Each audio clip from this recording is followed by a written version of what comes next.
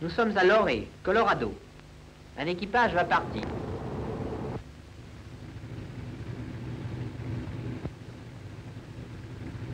Êtes-vous paré pour décoller?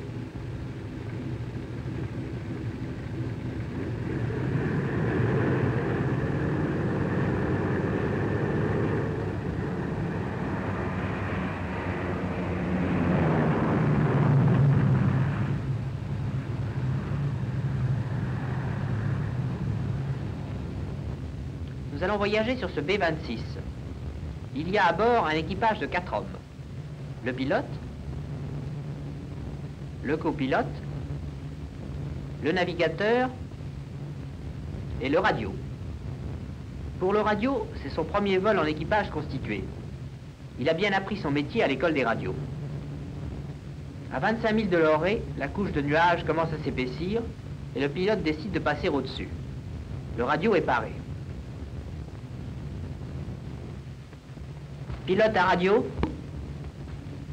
Radio à pilote, je vous écoute. Prenez le radiophare Colorado. Donnez-moi un alignement. Bien compris. Le répertoire des stations radio lui donne la fréquence de ce poste. Il n'y a pour le moment que très peu de parasites, et c'est la raison pour laquelle le pilote a préféré suivre un alignement plutôt que de demander des relèvements. Après un réglage fait avec soin, voici les points traits de la lettre A.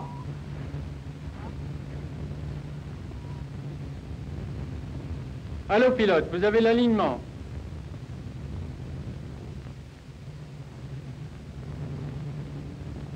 Nous sommes à une demi-heure de l'orée, à 6000 pieds, et le sol n'est pas visible. Akron est juste derrière nous.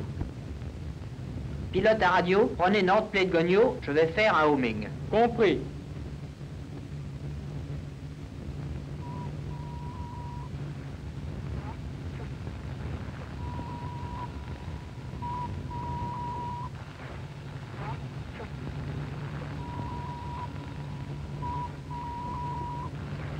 Voici North Plate Gogno. Compris.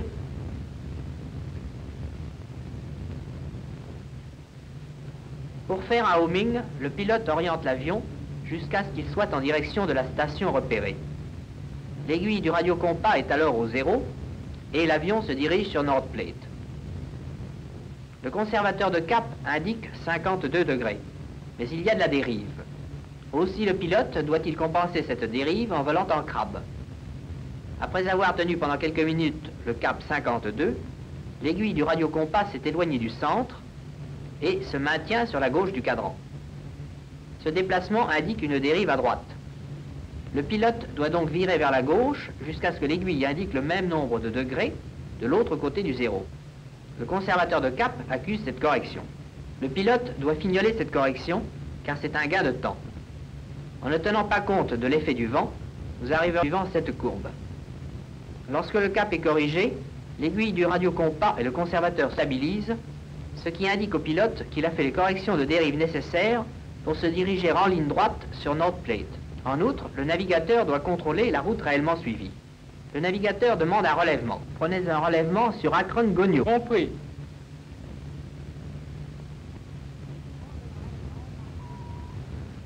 Le radio règle son poste avec soin et repère le Gogno d'Akron. Il surveille le cadran. La graduation que lui indique le talon de l'aiguille lui donne le gisement réciproque, soit 6 degrés. Il note en même temps le cap complet de l'avion, soit 58 degrés. Pour obtenir le cap magnétique, il corrige ce cap compas de la déviation. 58 moins 6 égale 52 degrés. Corrigé de la déclinaison, ce cap magnétique donne le cap vrai de l'avion. 52 plus 8 égale 60 degrés. C'est ce cap vrai 60 qui, ajouté à l'indication fournie par le talon de l'aiguille, 6 degrés, donne le relèvement vrai. Le navigateur trace le relèvement pris au Gogno d'Akron. Pour cela, il prolonge la demi-droite qui joint Akron à la graduation 66 de la rose graduée qui entoure la station. À l'heure du relèvement, l'avion se trouvait quelque part sur cette ligne de position. Un autre relèvement va nous donner la position exacte. Durant ce tracé sur la carte, le radio a réglé son poste sur le deuxième Gogno Hayes.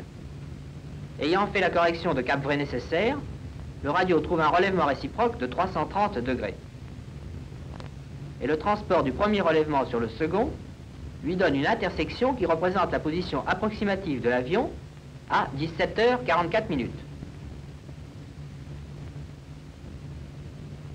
Cette position aurait pu être obtenue d'une façon plus précise avec un troisième relèvement. Mais elle est néanmoins acceptable, et le navigateur en déduit une correction de dérive supplémentaire de 2 degrés à gauche qu'il transmet au pilote. Le pilote exécute cette correction et se borne à surveiller attentivement l'aiguille du radiocompas.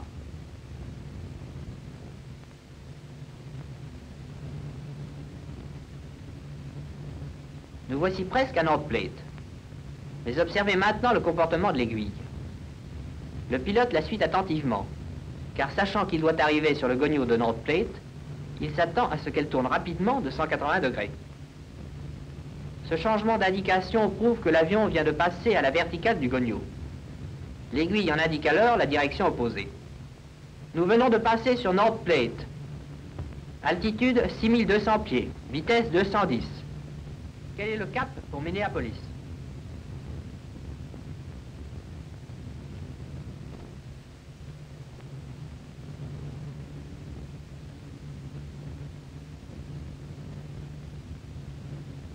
Cap vrai 0,31. Compris, 31 degrés, 31 degrés. En affichant ce cap vrai sur la rose graduée, le radio peut maintenant lire directement et sans calcul les relèvements pris sur les gonios.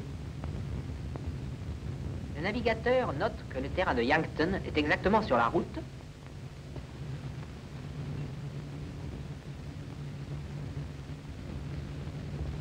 et demande au radio de prendre un relèvement sur cette station. Le radio consulte son répertoire et trouve la fréquence de Yankton Gonio.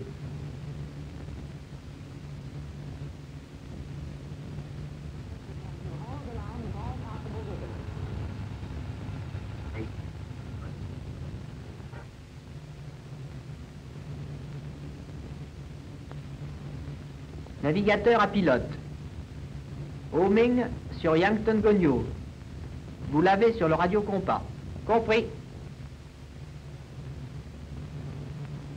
En route pour Yankton. L'avion vole maintenant à 7000 pieds. Le sol n'est toujours pas visible. Le pilote suit les indications de l'aiguille, compte tenu d'une dérive de 5 degrés.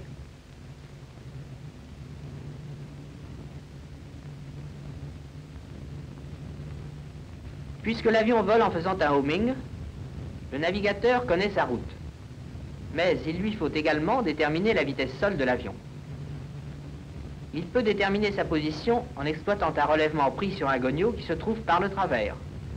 Le gonio de Omaha répond à cette condition.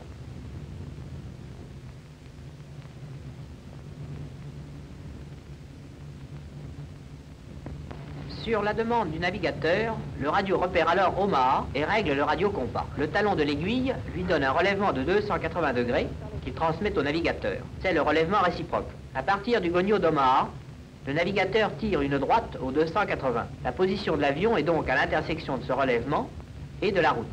L'avion est sur la route à 75 000 de North Plate. Maintenant, le B-26 n'est plus qu'à quelques minutes de Yankton. Le soleil se couche. Aussi, l'effet de nuit a-t-il pour conséquence de faire danser l'aiguille pendant quelques instants.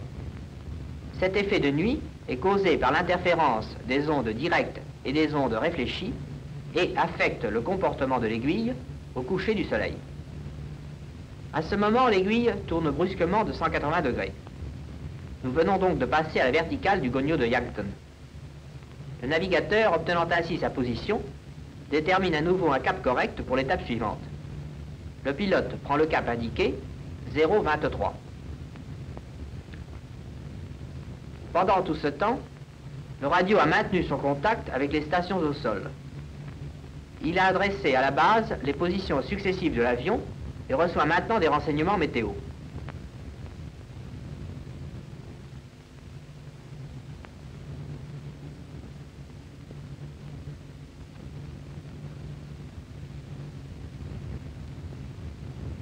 Il les transmet au pilote.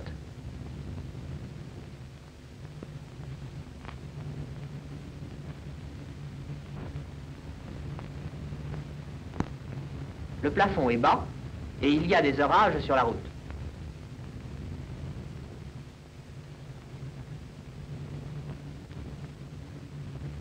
L'utilisation du radiocompas pour obtenir des relèvements est certainement la plus importante. Pour avoir une position précise, il est nécessaire de prendre 3 relèvements successifs. Le navigateur indique les stations aux radios et celui-ci, sur son répertoire, note les fréquences qui les caractérisent.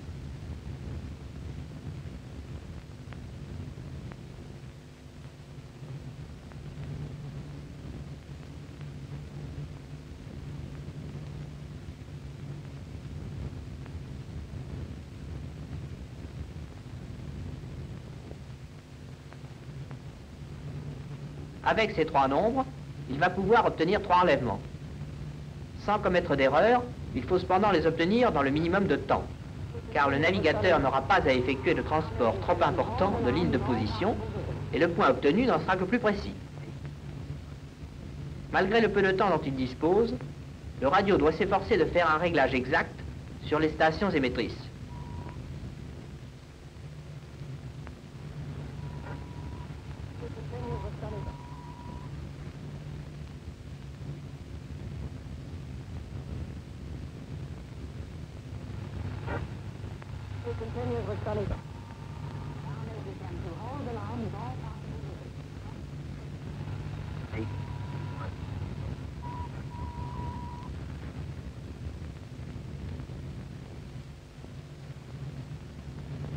Le travail est terminé. Le Gonio de Yankton donne un relèvement de 236 degrés.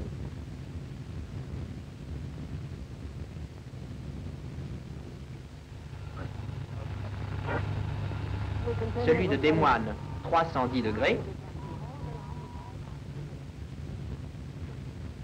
Et enfin, Omaha, 176 degrés.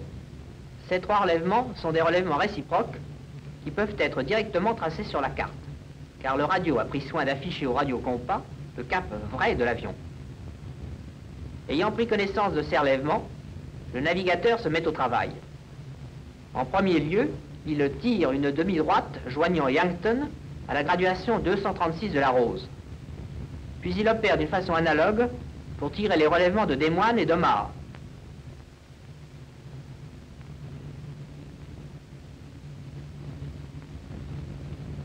L'intersection de ces 3 relèvements forme un petit triangle dont le centre de gravité détermine la position de l'avion.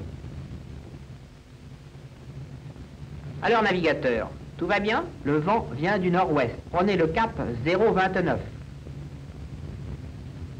Nous sommes à 90 000 de Yankton et à 75 000 de Minneapolis.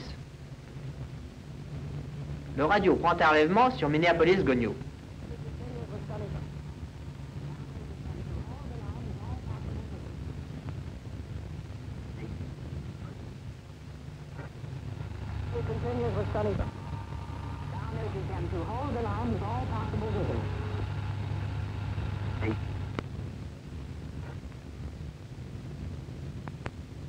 Voilà, pour Minneapolis, le relèvement réciproque est d'environ 231 degrés. Bon, prenez un relèvement sur Yankton-Gonio.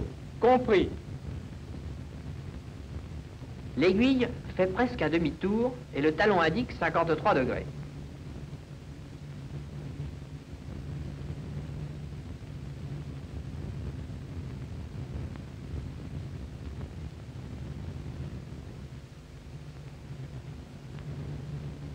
L'avion respecte à peu près la route à suivre, puisque les relèvements de Minneapolis et de Yankton sont à 2 degrés près, différents de 180 degrés.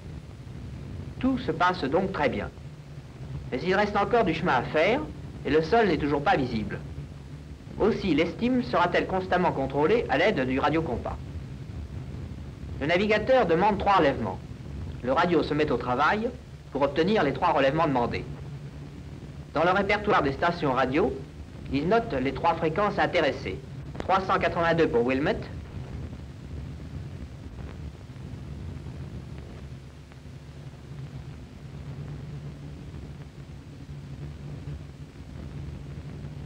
« 1300 pour Mason City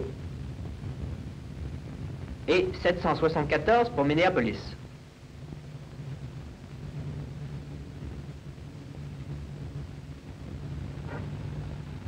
À l'aide de ces 3 fréquences, il repère à nouveau successivement chacun des 3 gonios et détermine avec soin le relèvement réciproque qu'il lie au talon de l'aiguille.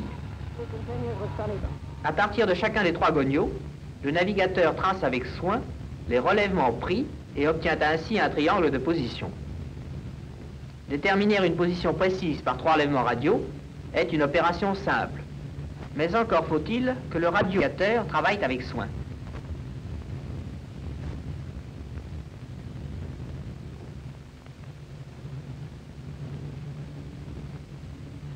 Allô radio, nous allons faire un roaming sur Minneapolis. Compris, pilote.